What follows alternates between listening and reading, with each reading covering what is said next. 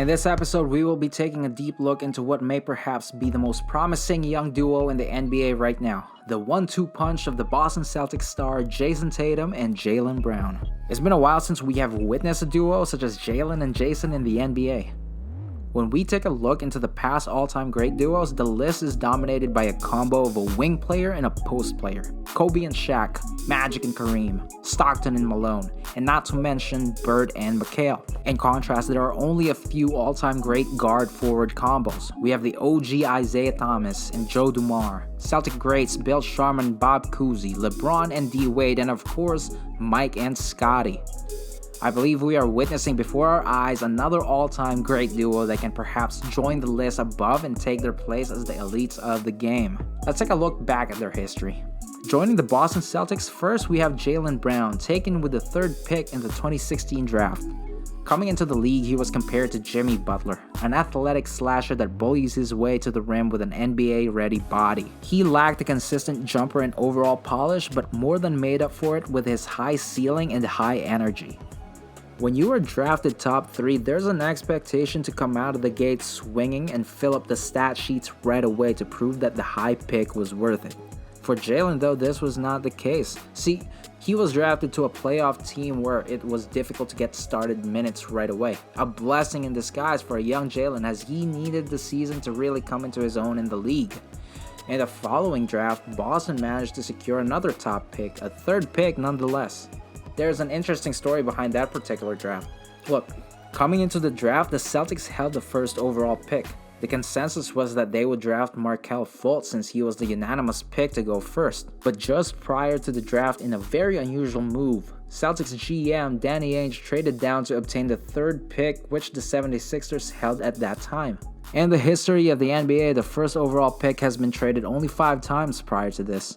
It never makes any mathematical sense unless of course there's some sort of insider information going around. Did Danny Ainge know that Markelle Fultz is going to be a bust? Did he just have an innate understanding that the 76ers front office would predictably draft the biggest bust since Anthony Bennett? Is Danny Ainge the genius people tout him out to be? I mean, not only did he draft Tatum over Fultz, he also drafted Jaylen over bricklaying Ben over there. So, what's the deal with Danny Ainge? Why does he keep sunning Philly? Do you think Danny Ainge giggles every time he hears a Philly fan say trust the process? Let us know in the comments below. Expectations were high for Tatum coming into his first season.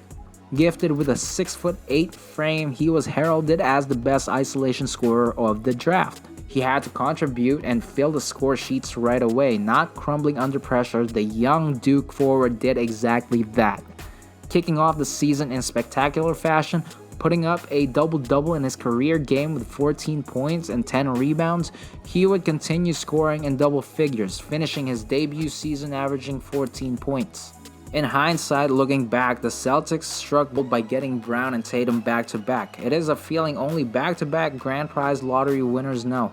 Danny Ainge fleeced the Nets by acquiring Tatum and Brown with their picks while challenging for the championship. Ainge has got to have a world's best GM mug on his desk. There's just no way around it. The ascension into stardom was not an easy one for Brown and Tatum.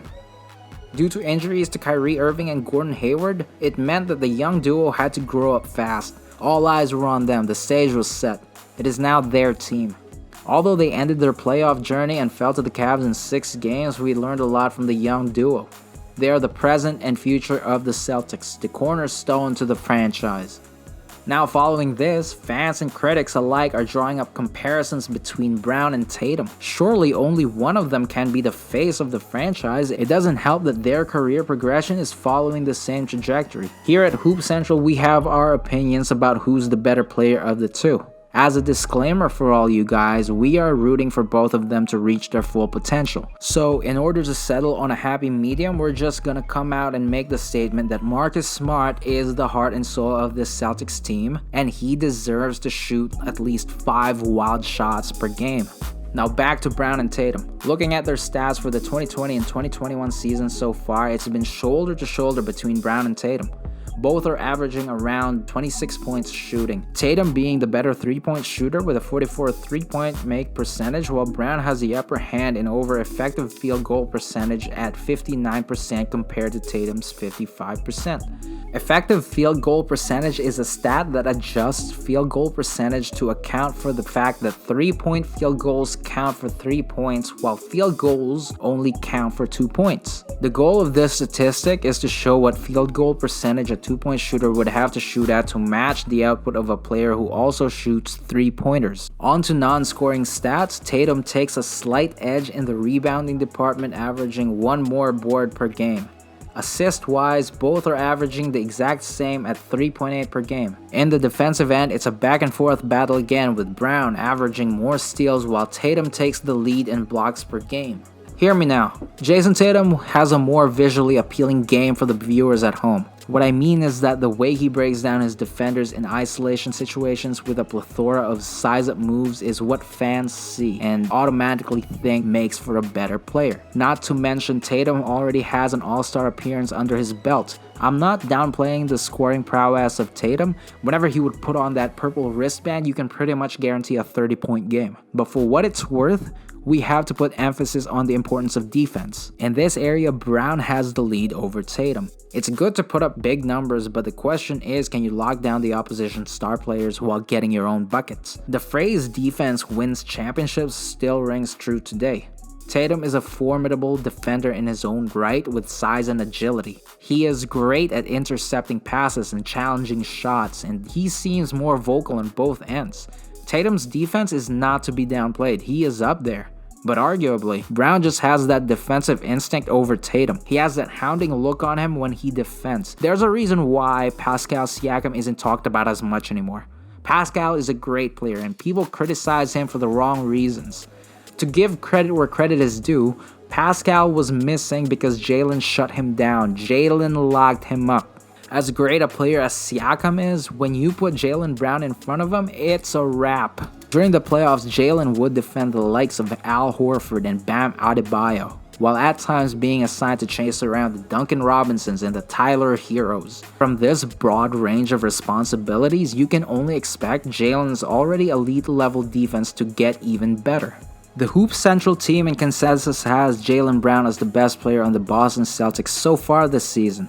Having filled the void that Gordon Hayward left, Jaylen has started the season with a bang. He had his career high of 42 points earlier this season against the Grizzlies. He shot 7 for 10 on the 3-point line. And with Jayson Tatum missing due to quarantine, we are about to see more of Jaylen Brown as the first option, and he is most definitely delivering.